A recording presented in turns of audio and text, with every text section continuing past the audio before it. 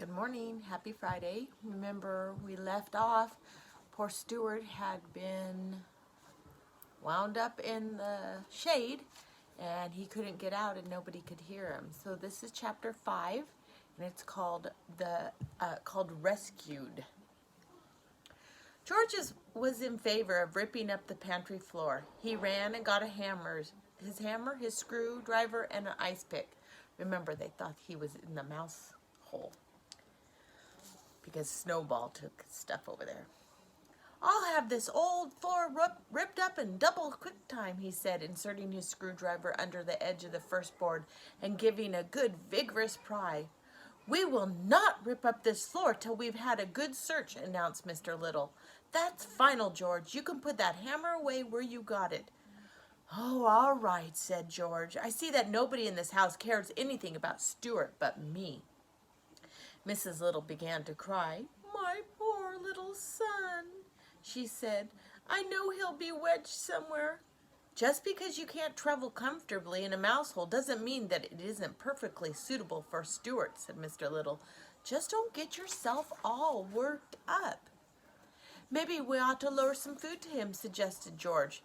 "That's what the state police do when a man got stuck in a cave."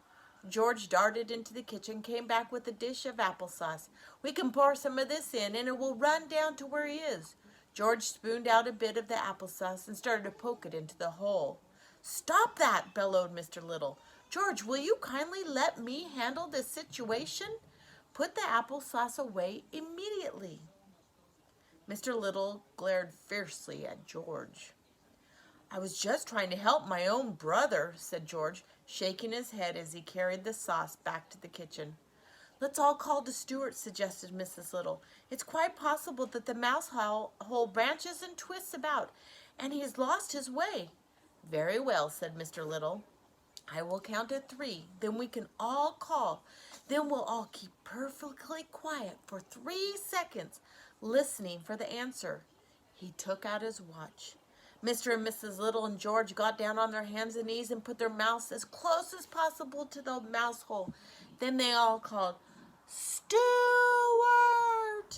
And they all kept perfectly still for 3 seconds. Stuart, from his cramped position inside the rolled-up shade, heard them calling in the pantry and called back, "Here I am!" But he had such a weak voice and was so far inside the shade that the other members of the family did not hear his answering cry. Again, Mr. Little, 1, 2, 3, "Stuart!" It was no use. No answer was heard. Mrs. Little went up to her bedroom, lay down, and sobbed. Mr. Little went to the telephone and called up the Bureau of Missing Persons. But when the man asked a description of Stuart and was told he was only 2 inches high, he hung up in disgust. George, meantime, went down cellar and hunted around to see if he could find the other entrance to the mouse hole. He moved a great many trunks, suitcases, flower pots, basket boxes, and broken chairs from one end of the cellar to the other to get in the section of the wall which he thought was likeliest, but found no hole. He did, however, come across an old discarded rowing machine of Mr. Little's and became interested in this.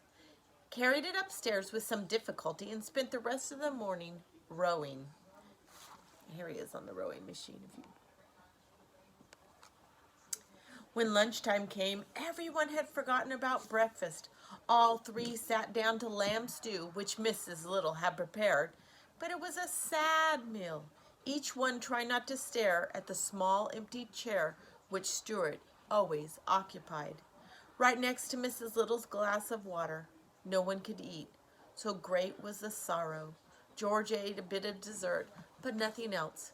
When lunch was over, Mrs. Little broke out crying again, and she said she thought Stuart might be dead. "Nonsense, nonsense," growled Mr. Little.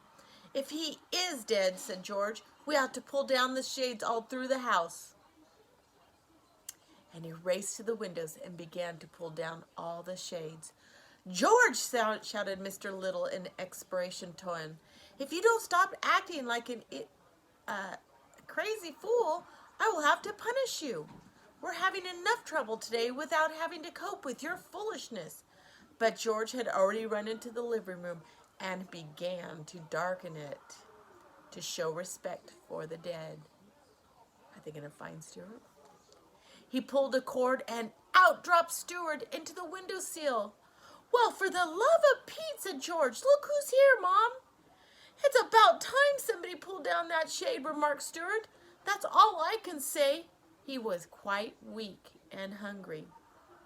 Mrs. Little was so overjoyed to see him that she kept right on crying. Of course, everyone wanted to know what had happened. "It was simply an accident that might have happened to anybody," said Stuart. "As for my hat and cane being found at the entrance of the mouse hole, you can draw your own conclusions." What conclusions do you think they will draw?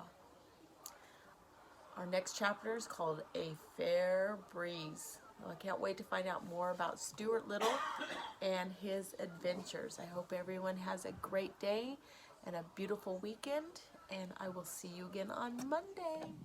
Bye.